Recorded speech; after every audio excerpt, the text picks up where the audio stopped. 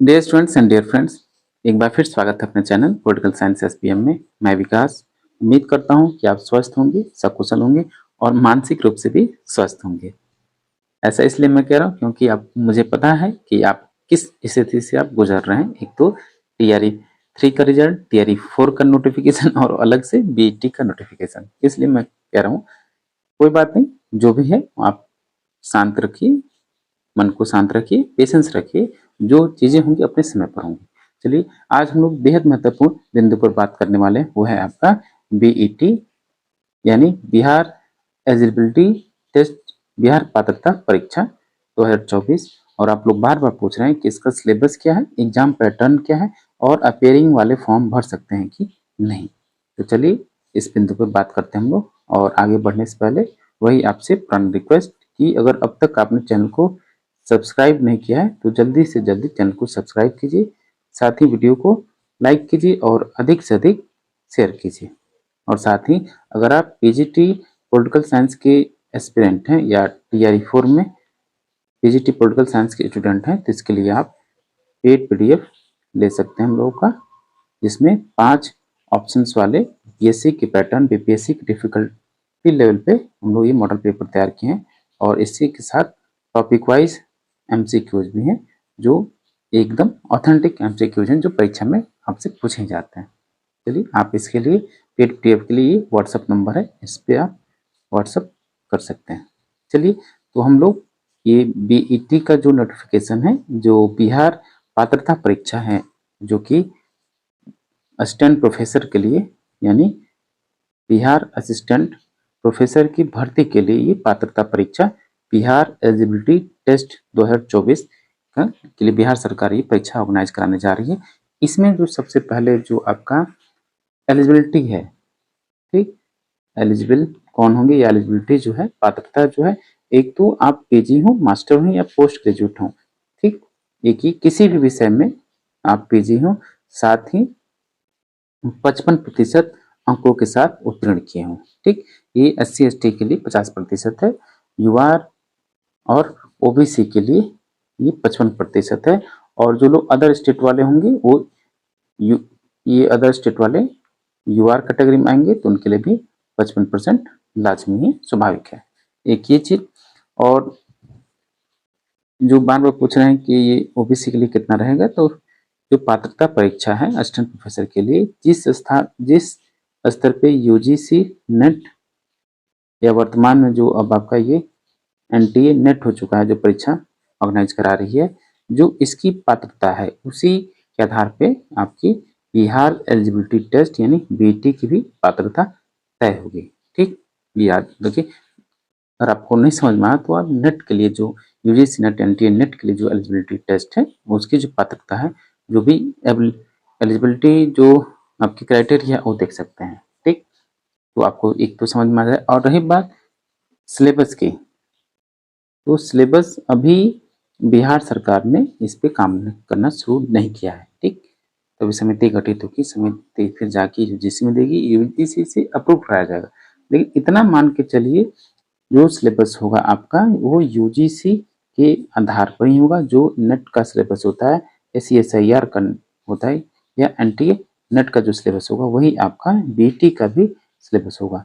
वही अगर वो नहीं होगा तो उसी के लेवल पे होगा, याद रखिएगा, ठीक। लेवल वही रहेगा आपका, कठिनाई स्तर वही रहेगी, इस चीज समझ लीजिए आप। तो अगर आप सोच रहे हो कि नोटिफिकेशन कब आएगा या सिलेबस कब आएगा तब हम उसके आधार पर पढ़ेंगे, ऐसा बिल्कुल नहीं, ये बेवकूफ़ी आपको नहीं करना है। ये तय है कि बिहार सरकार असिस्टेंट प्रोफेसर भर्ती के लिए तैयार है, ठीक। प्रक्रिया में है, प्रक्रिया में थोड़ा समय लगेगा और इसमें तमाम सीटों का आरक्षण मतलब कि सीटों का बंटवारा, आरक्षण और किस विषय में कितनी सीटें हैं अधियाचन के तहत ये सब प्राप्त होंगी, इसमें थोड़ा प्रक्रिया लगे। लेकिन ये तय है कि इसका एग्जाम होगा, असिस्टेंट प्रोफेसर की भर्ती होगी। इस हिसाब से आप अभी से पढ़ाई जारी रखिए।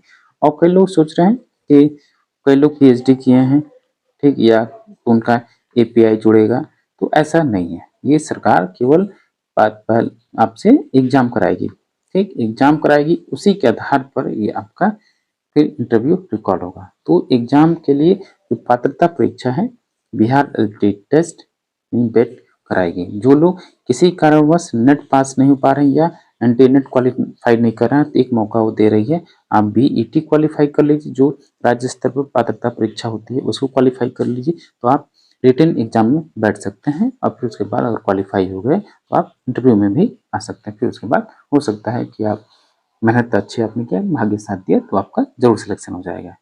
ठीक, याद रखिएगा जो बीईटी है केवल पात्रता परीक्षा है, इसके बाद एक और परीक्षा होना, जैसे कि आपने स्टेट दिया फिर उसके बाद बीपीएससी दिया है, ये चीज।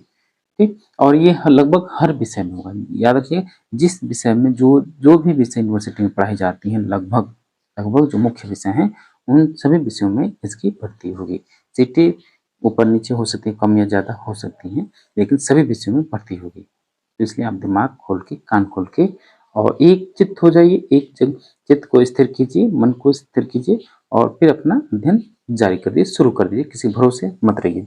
फिर एक प्रश्न है आपका, एग्जाम पैटर्न क्या होगा और अपेयरिंग वाले फॉर्म भर सकते हैं कि नहीं। तो रही बात जो एग्जाम पैटर्न है, मैं कुछ बातें बता दी आपको।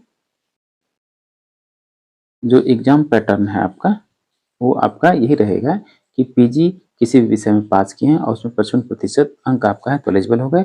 और पैटर्न क्या होगा, लगभग 100 एमसीक्यूज होंगे, ठीक, जो आपके सब्जेक्ट से रिलेटेड होंगे।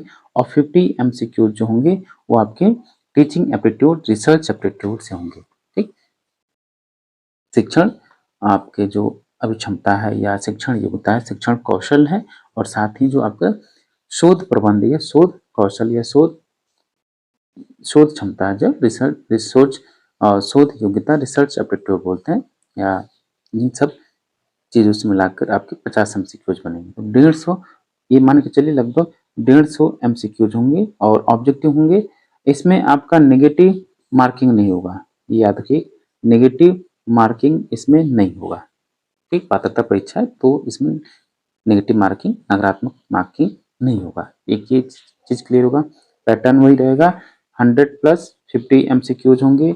ये आपके सब्जेक्ट्स होंगे 100, जिस सब्जेक्ट में आपने पीजी किया है, जिस सब्जेक्ट में आप अप्लाई करेंगे, एक दो चीज। और 50 जो आपका टीचिंग एप्टीट्यूड हुआ, रिसर्च एप्टीट्यूड, रिसर्च मेथोडोलॉजी, इन सबसे आता है। जिस विषय में पढ़ना है उसमें रिसर्च एप्टीट्यूड कैसे कैसे किया जाता है रिसर्च, वो भी आएगा आपका। ठीक, एक प्रश्न और, कई लोग पूछेंगे कि हमने 2 सब्जेक्ट में पीजी किया है तो क्या करेंगे। तो आप दोनों सब्जेक्ट में एग्जाम एग्जाम तो भर सकते हैं, लेकिन अगर सारे एग्जाम अगर एक ही दिन में हुआ, एक ही दिन को हुआ, यानी एक ही डे में होता है, तो आप किसी एक ही पेपर में एग्जाम दे सकते हैं, ये याद रखिए। चलिए, अब इसके बाद एक और बिंदु रह गया आपका, अपेयरिंग वाले फॉर्म भर सकते हैं कि नहीं। ठीक, प्लीज साथियों आपसे एक गुजारिश है कि प्लीज आप चैनल को जरूर सब्सक्राइब करें, वीडियो को लाइक कीजिए और शेयर कीजिए, और अधिक से अधिक शेयर कीजिए। ठीक, रही बात आपके अपियरिंग वालों की, ये एलिजिबल है कि नहीं, तो याद रखिएगा, अगर आप वर्तमान में एमए सेकेंड ईयर या फोर्थ सेमेस्टर में हैं, ठीक, कहीं ईयरली होगा कहीं सेमेस्टर वाइज होगा, फोर्थ सेमेस्टर में है तो आप अमूमन ये हो सकता है कि अब आपका रिजल्ट आ गया होगा। अगर नोटिफिकेशन आ जाता है तो ज़्यादा से ज़्यादा दिसंबर में ये फॉर्म भरा जा सकता है। मैं तो यहाँ नवंबर दिसंबर में इसका लगभग, नवंबर तो नहीं मानिए, मुझे नहीं लगता नवंबर, लेकिन दिसंबर मान लीजिए, दिसंबर में इसका फॉर्म भरा जाएगा। तो आप पास आउट ही मानिए, अपीयरिंग नहीं, क्योंकि अपीयरिंग होंगे। अगर हाँ ये कहा जा सकता है, अगर ये जनवरी में आया, फरवरी में आया फॉर्म अगले साल 2025 में, तो ये आपसे कहा जा सकता है कि रिजल्ट आने तक आपका, तब की क्या नाम है, पात्रता परीक्षा जो बीईटी का रिजल्ट है वो आने तक आपके जो एमए या पीजी का रिजल्ट है वो क्लियर हो जाना चाहिए। ठीक, या एक लाइन ये भी जोड़ सकता है कि असिस्टेंट प्रोफेसर के रिजल्ट आने तक आपका ये सारे डॉक्यूमेंट क्लियर हो जाना चाहिए, ये भी हो सकता है। लेकिन आप बीईटी का एग्जाम देंगे तो हो सकता है कि फोर्थ सेमेस्टर में जो अपेयरिंग या परसुइंग स्टूडेंट हैं उनके लिए मौका दिया जा सकता है। ठीक,